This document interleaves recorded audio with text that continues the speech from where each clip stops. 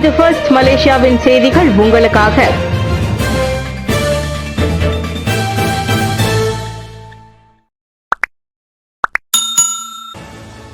Forest city சூதாட்ட திட்டத்தில் அரசாங்கத்தை தொடர்புபடுத்தும் தரப்பினர் மீது சட்ட நடவடிக்கை.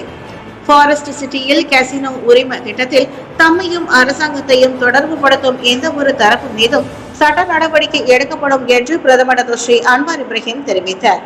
அத்தரப்பு அரசியல் மூலதனம் இல்லாதவர்கள் என்று வகைப்படுத்திய அவர், ஃபாரஸ்ட் சிட்டியில் சூதாட்டத்தை நடத்துவதற்கான தமது விருப்பத்தை மாட்சிமை தங்கிய மாமன்னர் சுல்தான் இப்ராஹிம் தம்மிடம் தெரிவித்ததில்லை என்றும் குறிப்பிட்டார். அங்கு சூதாட்டம் நடத்துவதற்கான தமது விருப்பத்தை மாட்சிமை தங்கிய மாமன்னர் என்னிடம் தெரிவித்ததில்லை.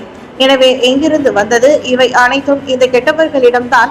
அவர்கள்தான் சுங்கை புலோவில் இருந்த தனது அறையில் இருந்திருக்க வேண்டும் என்றார் அவர். அரசாங்கத்தில் உள்ள தரப்புகள் விமர்சனங்களை வெளிப்படையாக ஏற்றுக்கொண்டாலும் அரச குடும்பத்தை விமர்சிக்க வேண்டாம் என்று அன்வார் நினைவுறுத்தினார். நேற்று புத்தரஜியாவில் தேசிய அளவிலான 2024ஆம் ஆண்டு தொழிலாளர் தின கொண்டாட்டத்தை தொடக்கி வைத்து உரையாற்றும் போது பிரதமர் அவ்வாறு கூறினார். ஊழல் வழக்கு குடிநீர் விநியோக நிறுவனத்தின் 2 உயர் அதிகாரிகள் கைது. ஊழல் வழக்கு தொடர்பில் நீர் விநியோக நிறுவனத்தின் தலைமை செயல்முறை அதிகாரி மற்றும் நிறுவன உரிமையாளரை ஜொகூர் மாநில மலேசிய ஊழல் தடுப்பு ஆணையம் SPRM கைது செய்தது. விசாரணைக்கு உதவும் பொருட்டு 38 மற்றும் 35 வயதான அவ்விருவரும் மாலை 4 மணி அளவில் ஸ்லாங்கூர் SPRM அலுவலகத்தில் கைது செய்யப்பட்டதாக நம்பப்படுகிறது. இக்கைது நடவடிக்கை குறித்து ஜொகூர் SPRM இயக்குனர் டத்தோ அஸ்மி அலியாஸை தொடர்பு கொண்ட போது அதை அவர் உறுதிப்படுத்தினார். மேலும் 2009ஆம் ஆண்டு SPRM சட்டம் செக்ஷன் 16AA மற்றும் செக்ஷன் 18 கீழ் இவ்வழக்கு விசாரிக்கப்படுகிறது. நேற்று முதல் 3 நாட்களுக்கு அவ்விருவரையும் தடுப்பு காவலில் வைப்பதற்கு ஜொகூர் பாரோ நீதிமன்றம் நேற்று காலையில் அனுமதி வழங்கியது. கடந்த 2023ஆம் ஆண்டில் நீர் விநியோக நிறுவனத்திடம் இருந்து சேவை மற்றும் விநியோக பணிகளை பெற உதவியதற்கு கையூட்டு வழங்கப்பட்டது தொடர்பில் பெறப்பட்ட புகார்களில் அடிப்படையில் விசாரணை நடத்தப்பட்டது. மேலும் உதவி நிதி பெறுவது தொடர்பில் போலியான விவரங்கள் அடங்கிய ஆவணங்களை சமர்ப்பித்ததாகவும் நம்பப்படுகிறது. தேசிய மனிதவள கொள்கை கட்டமைப்பு லாபகரமான ஊதிய இழப்பீட்டு அம்சத்திற்கு முக்கியத்துவம். நேற்று அறிமுகப்படுத்தப்பட்டிருக்கும் தேசிய மனிதவள கொள்கை கட்டமைப்பில் அதிக லாபகரமான ஊதிய இழப்பீட்டு அம்சமும் தொழில் நல்வாழ்வுக்கும் முக்கியத்துவம் வழங்கப்படும். பங்குதாரர்கள் மற்றும் பொதுமக்களின் கருத்துக்களை கணக்கில் கொண்டு உருவாக்கப்பட்டிருக்கும் இந்த கட்டமைப்பில் 3 முதன்மை அம்சங்களும் 11 வியூகங்களும் இடம்பெற்றிருப்பதாக மனிதவள அமைச்சர் ஸ்டீவன் சிம் தெரிவித்தார். தொழிற்சங்கங்களின் இயக்கம், வேலை பொருத்தமின்மை மற்றும் அந்நிய தொழிலாளர்கள் சம்பந்தப்பட்ட அம்சங்களும் இந்த கட்டமைப்பில் உட்படுத்தப்பட்டிருப்பதாக அவர் சுட்டிக்காட்டினார். நேற்று புத்ரஜயா அனைத்துலக மாநாட்டு மையத்தில் நடைபெற்ற தேசிய அளவிலான 2024ஆம் ஆண்டு தொழிலாளர் தின கொண்டாட்டத்திற்கு பின்னர் செய்தியாளர்களிடம் பேசிய ஸ்டீவன் சிம் அவ்வாறு கூறினார். அந்த நிகழ்வின் போது பிரதமர் ஸ்ரீ அன்வார் இப்ராஹிம் தேசிய மனிதவள கொள்கை கட்டமைப்பை அறிமுகப்படுத்தினார். ஆசிரியர் நலனை கருத்தில் கொண்டு SSPA அமல்படுத்தப்பட வேண்டும். NUTP நம்பிக்கை. அமல்படுத்தப்படவிருக்கும் பொது சேவை ஊதிய முறை SSPA மொத்த பொது சேவை ஊழியர்களில் 1/3 பங்காக இருக்கும் ஆசிரியர்களின் தற்போதைய தேவைகளை கருத்தில் கொள்ளும் என்று தேசிய ஆசிரியர் சேவை சம்மேளனம் NUTP நம்பிக்கை தெரிவித்துள்ளது.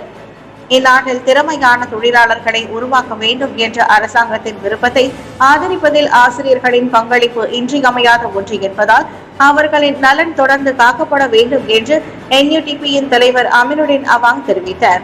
வரும் டிசம்பர் மாதம் தொடங்கி பொது சேவை துறை ஊழியர்களுக்கு 113 விழுக்காடு ஊதிய உயர்வு குறித்து பிரதமர் ஸ்ரீ அன்வார் இப்ராஹிம் நேற்று அறிவித்தது பொது சேவை துறை வரலாற்றில் ஒரு புதிய அத்தியாயம் என்றும் அமினுடின் வருணித்தார்.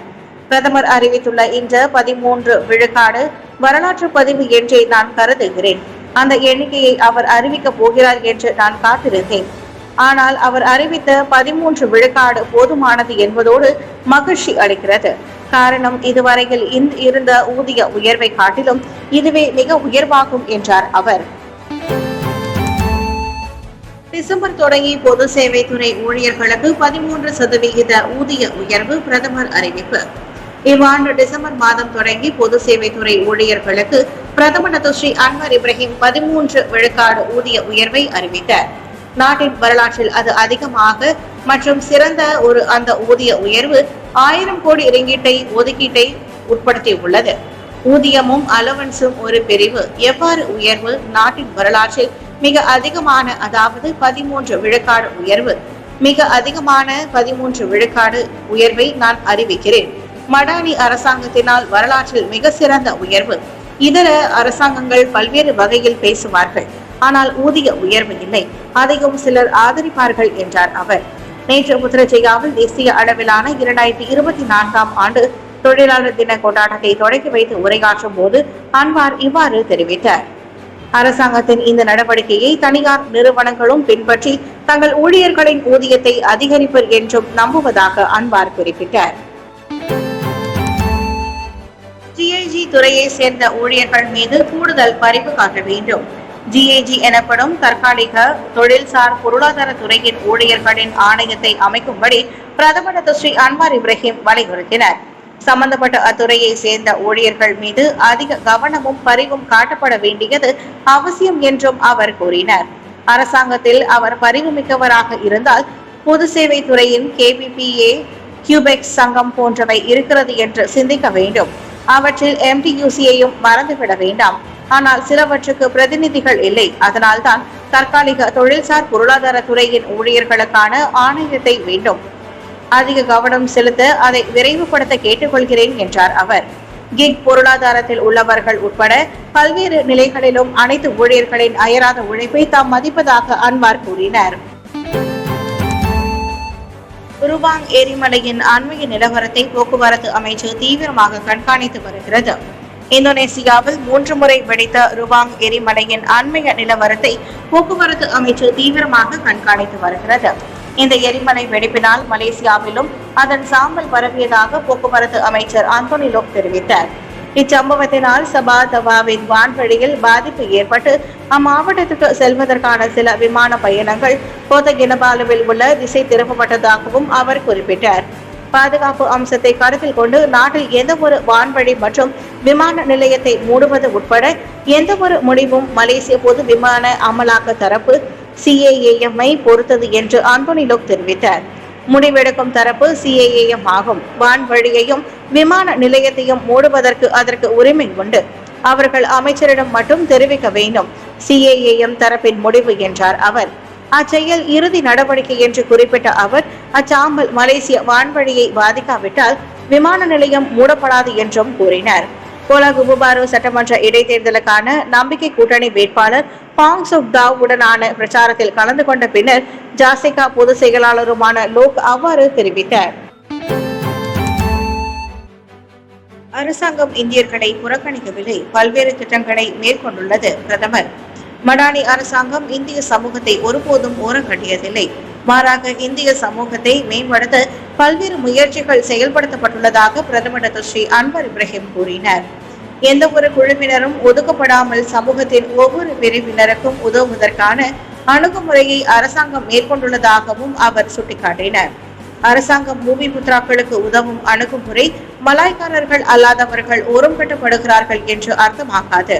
பூமி புத்ராக்களுக்கான திட்டம் குறித்து கோபமோ பொறாமையோ கொள்ள வேண்டாம் என்று இந்திய சமூகத்திற்கு நான் வலியுறுத்துகிறேன். நாங்கள் இதுவரை என்ன செய்திருக்கிறோம்? தகுதி உடையவர்கள், விடுபட்டவர்களுக்கு குடியுரிமை 50-60 ஆண்டுகளுக்கு முன்பு மலேசியாவில் பிறந்தவர்களுக்கு கிடைக்கவில்லை. நாங்கள் அதற்கு தீர்வு கண்டுள்ளோம். உள்துறை அமைச்சால் முதல் முறையாக ஆக அதிகமாக தீர்த்து வைக்கப்பட்ட விவகாரம் இதுவாகும் என்றார் அவர். நேற்றிரவு 4 உள்ளூர் தொலைக்காட்சி நிலையங்களுடன் பிரதமருடனான கேள்வி பதில் எனும் நிகழ்ச்சியில் பிரதமர் அவ்வாறு தெரிவித்தார். 2025 வரவு செலவு திட்டத்தில் பொது சேவை ஊழியர்களின் ஊதிய உயர்வு விவரங்கள் அறிவிக்கப்படும். வரும் அக்டோபர் மாதத்தில் தாக்கல் செய்யப்படும் 2025 வரவு செலவு திட்டத்தில் பொது சேவை ஊழியர்களின் ஊதிய உயர்வு விவரங்கள் அறிவிக்கப்படும். 13 விழுக்காட்டிற்கும் அதிகமான ஊதிய உயர்வு அரசு ஊழியர்களின் நலனில் அரசாங்கம் கொண்டிருக்கும் கடப்பாட்டை நிரூபிப்பதாக தொடர்பு அமைச்சரும் ஒருமைப்பாட்டு அரசாங்கத்தின் பேச்சாளருமான ஃபாமி ஃபாட்சில் தெரிவித்தார். நேற்று புத்ரஜயாவில் நடைபெற்ற 2024ஆம் ஆண்டு தொழிலாளர் தின கொண்டாட்டத்திற்கு பின்னர் செய்தியாளர்களிடம் அவர் அதனை தெரிவித்தார். அரசு ஊழியர்களுக்கு உதவுவதற்காக மடானி அரசாங்கம் எடுத்த ஒரு முக்கிய நடவடிக்கையே இந்த ஊதிய உயர்வாகும் என்றும் அவர் தெளிவுபடுத்தினார்.